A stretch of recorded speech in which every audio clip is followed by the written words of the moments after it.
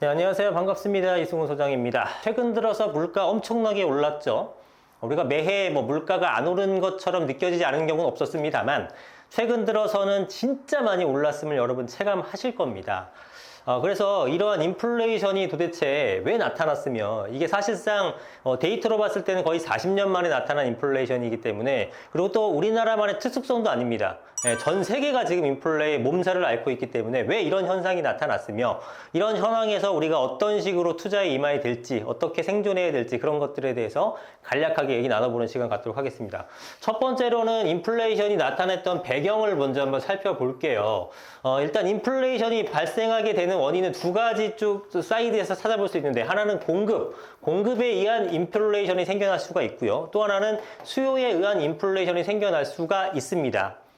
자, 근데 이번에는 이 공급과 수요 측면 양쪽에서 모두 인플레 원인이 발생했어요. 그렇기 때문에 이렇게 초인플레이션이 발생을 한 건데요. 일단 공급 사이드부터 살펴보도록 할게요. 자, 공급 쪽에서 무슨 문제가 있었길래 인플레이션이 나타났냐. 40년 만이라 그러면 우리가 80년대, 90년대, 00년대, 10년대, 지금 2020년 초반이니까 거의 1970년대까지는 인플레이션이 발생하다가 80년대 넘어서부터는 거의 없었다는 얘기거든요. 국지적으로나 아니면 단기적으로 올라갔고 이런 거 말고 긴 어떤 인플레이션을 맞이한 애가 없었는데, 자, 그거는 일단은 공급 쪽에서 중국의 역할이 가장 컸기 때문입니다. 지금까지는 인플레이션이 발생하지 않았던 원인은 중국이라는 세계의 공장 역할을 했었던 나라가 있었기 때문이에요. 여기까지만 들으셔도 알만한 분은 아시겠지만 중국은 1980년서부터 지금 불과 얼마 전까지 2020년까지 이 저렴한 인건비를 통해서 제품의 가격을 한없이 낮추는 데 큰 역할을 했었죠. 특히나 2000년 들어서면서부터 2001년이었나요? 중국이 WTO 세계무역기구에 가입하게 되면서 전 세계 수출을 더 원활하게 할 수 있게 되면서 그때부터 본격적으로 어떤 그 가격 상승을 제어를 했고, 그 다음에 중국은 고도 성장을 했었던 그런 시기라고 볼 수가 있겠죠. 그래서 제가 예전 영상에도 한번 말씀드렸던 적이 있었는데, 중국의 1980년대 전, 1970년대 후반, 78년에서 80년 정도의 인건비와 요 당시에 중국과 미국의 인건비의 차이는 약 40배 정도가 났다고 합니다. 그러면 당연히 미국에서 생산하는 것보다 중국에서 생산하는 것이 훨씬 더 유리한 거죠. 우리가 지금 메이드 인 차이나가 엄청나게 우리 제조업 제품이 많지 않습니까? 그죠? 그런데 메이드 인 아메리카 보셨습니까? 최근에? 본 적이 없어요. 근데 1970년대는 어땠습니까? 좀 연세 있으신 분들은 다 아시겠지만 1970년대에 우리 소위 말하는 미제 난리였죠. 엄청 좋죠, 미제. 그런데 지금은 미제란 표현을 안 쓴 지가 한참 됐습니다. 왜냐? 미국이 싫어서가 아니고 미제가 안 나오죠, 더 이상. 왜? 70년대 이후에 80년 넘어오면서부터 미국은 제조업이 사실상 붕괴가 된 나라입니다. 왜냐하면 그 비싼 인건비로 감히 가격 경쟁력을 따라잡을 수가 없는 거예요.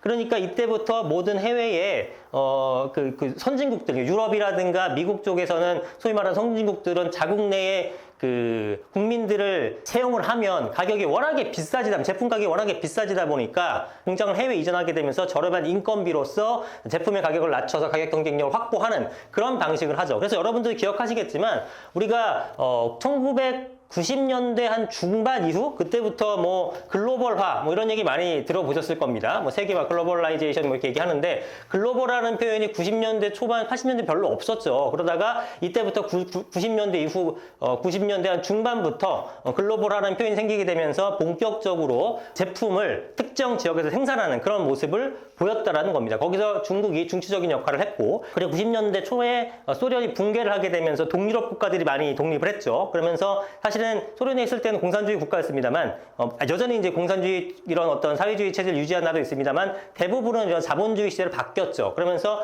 동유럽 쪽의 저렴한 인건비 이런 부분들이 사실은 인플레, 공급 쪽에서 제품 가격을 낮춰준 역할을 했었기 때문에 물가 상승을 제어하는 아주 큰 역할을 했었습니다. 그런데 2020년 들어서면서부터 사실은 중국의 인건비는 엄청 올랐죠. 왜? 얘네 지금 G2잖아요. 미국 다음으로 경제 규모가 큰 나라입니다. 물론 양극화가 굉장히 심해서 문제긴 한데, 지금 아까 말씀드렸듯이 미국과 중국의 1980년 전후 했을 땐 40배의 인건비 차이가 났다 그랬죠. 지금은 한 2배 정도가 채 차이가 안 난다고 합니다.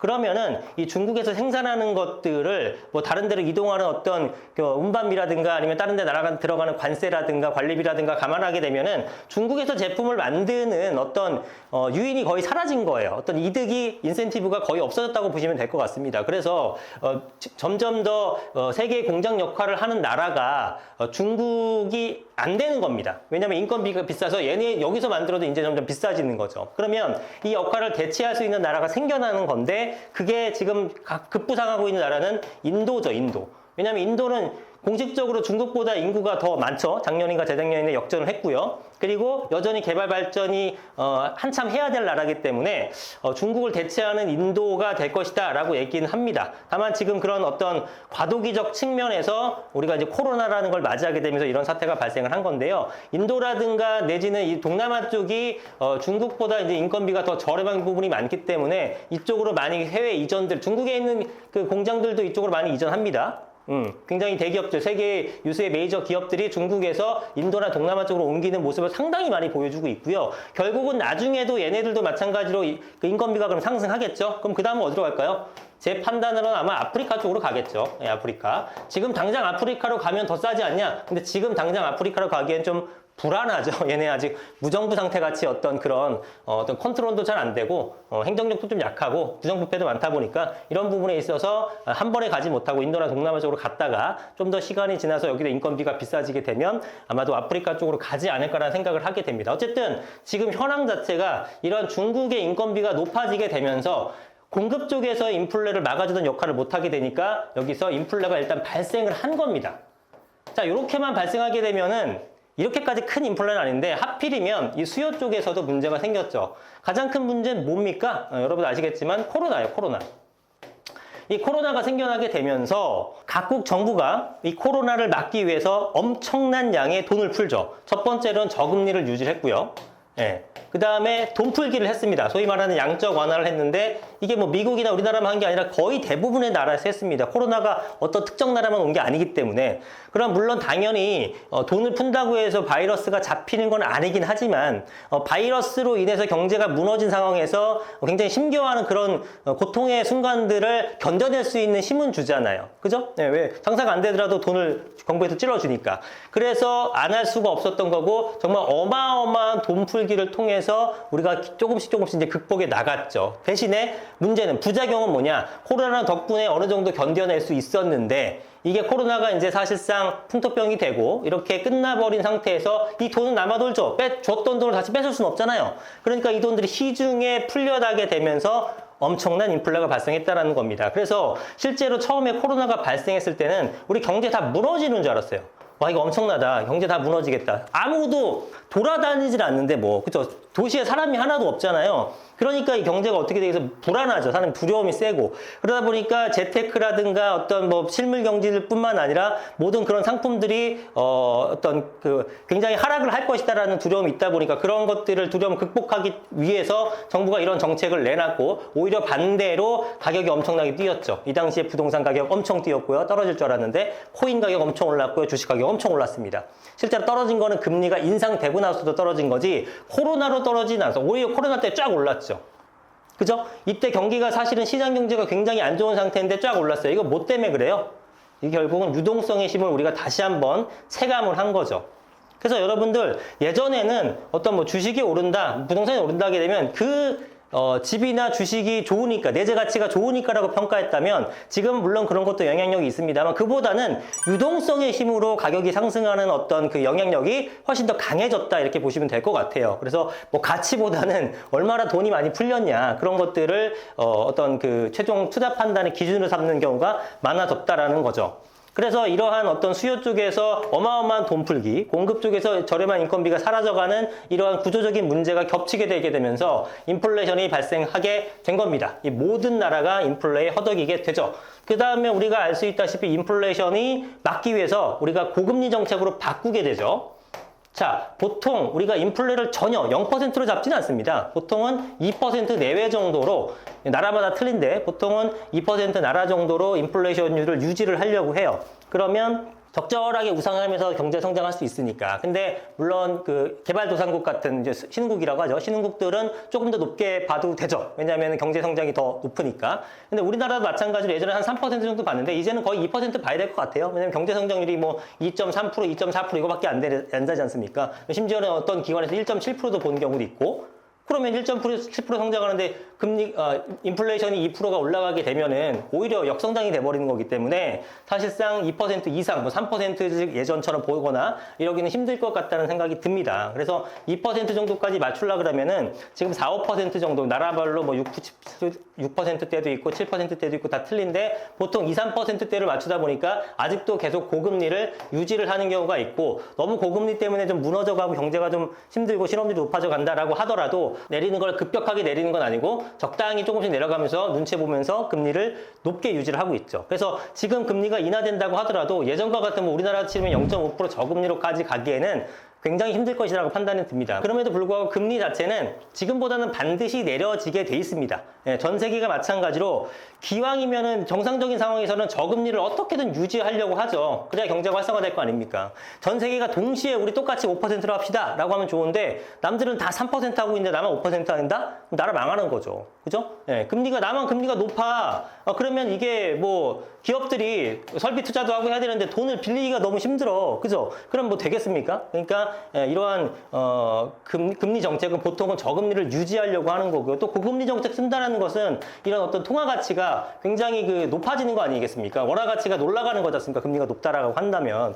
그러면은 이건 수출 기업에도 안 좋죠. 그러니까 이런 식으로 유지 못하고 사실상 저금리로 유지하려고 하기 때문에 지금보다는 낮아질 거는 확실해 보인다라는 겁니다. 그 속도나 폭 면에서는 어떻게 될지 봐야겠습니다만. 그래서 다시 한번 정리하자 그러면은 공급 쪽과 수요 쪽 모두 인플레이션이 생길 수밖에 없는 상황이었다. 공급 쪽에서는 인건비 등의 상승분, 그 다음에 뭐 굳이 또 뽑자면 최근에 원자재 가격이 난리도 아니죠. 원자재 가격의 상승분 이런 것들이 당연히 제품의 가격을 올릴 수밖에 없었고요. 이 상황에서 이 제품이 비싸도 수요가 없다 그러면 제품 가격이 높게 유지 못하죠. 그러면 생산을 안 하거나 이렇게 구조조정이 될 텐데 수요 쪽에서 하필이면 이게 저금리와 돈 풀기로 양적 완화, 소위 말하는 QE 이걸로 인해서 수요도 충분했기 때문에 이 제품이 높아진 가격을 다 받아줬죠. 이거의 최종적으로 결론 나타난 것은 인플레이션의 증가라는 겁니다.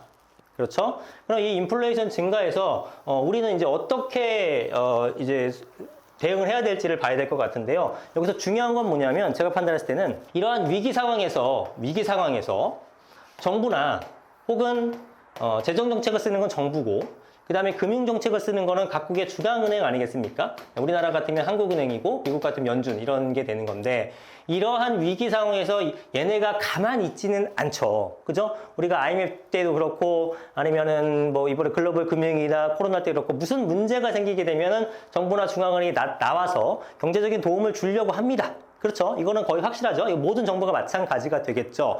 그러면서 이렇게 지금 쭉 이어오게 되면서 과거 역사적 패턴을 봤더니 위기가 곧 기회다라는 얘기를 사람들이 많이 체감하는 것 같아요. 자, 왜냐하면 보세요.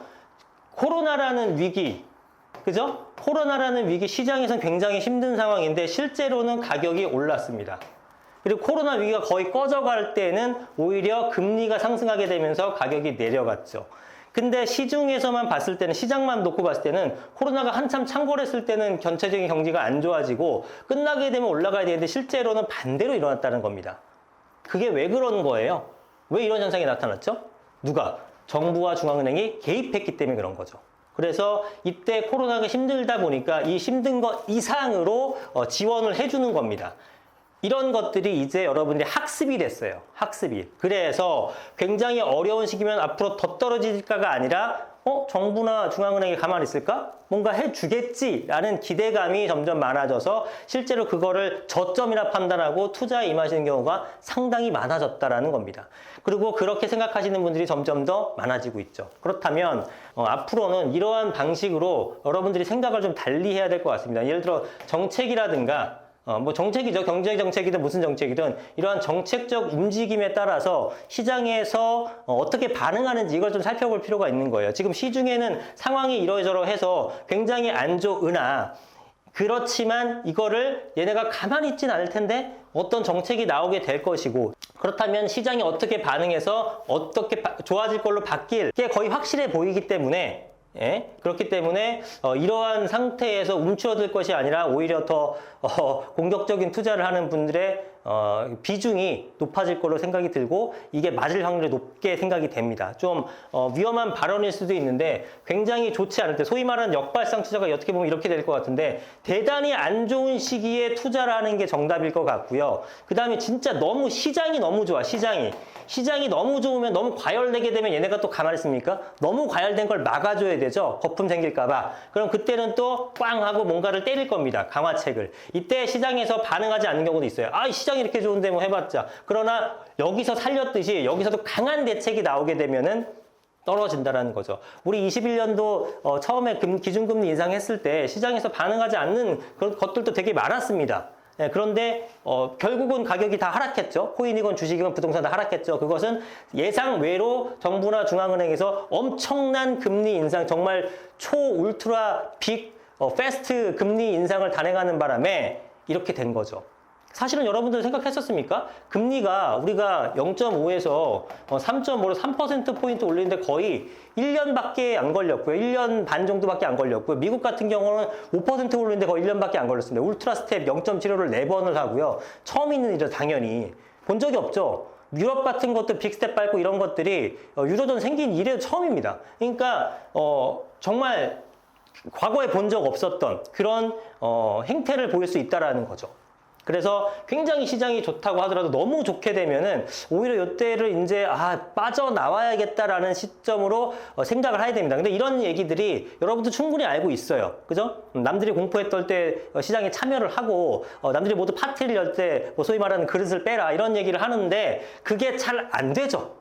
대중심리가 있기 때문에 우리 그게 잘 안 되지만 앞으로 그런 현상이 점점 더 강화될 걸로 보여집니다. 그래서 우리가 경기 사이클 같은 것들이 이렇게 움직일 때 사실은 이렇게 움직이는 이유가 뭡니까? 얘네가 이걸 안 건드려주면은 원래는 이렇게까지 갔어야 될 것들이 한참 올라갔다 내려갔다 해야 될 것들이 정부가 막아주게 되면서 여기서 커팅을 딱 해주니까 딱 커팅해주니까 이렇게 잘리는 거고 여기서 딱 커팅해주니까 이렇게 스무스하게 움직여지는 거잖아요. 그런 것처럼 이게 한참 올라갈 것 같은 분위기 속에서도 정부 정책으로 내려갈 거니까 너무나 좋을 때는 이제 매도를 하는 그런 마인드를 가져야 될 것 같고 너무 떨어져서 여기 지금 뭐 되겠어 라는 시점에 정부가 어떤 정책을 밝혀야 되면서 살려줄 거기 때문에 이러한 것들이 현상들이 앞으로 더더욱 강화될 것이고 이렇게 생각하시는 분들이 많아진다고 하면은 이러한 투자법 시 더 이제 그 빛을 발할 것이다라고 개인적으로는 이제 판단을 합니다. 그래서 여러분들이 이렇게 인식을 한다고 하더라도 우리 머릿속으로만 알고 행동하는데 진짜 어렵습니다.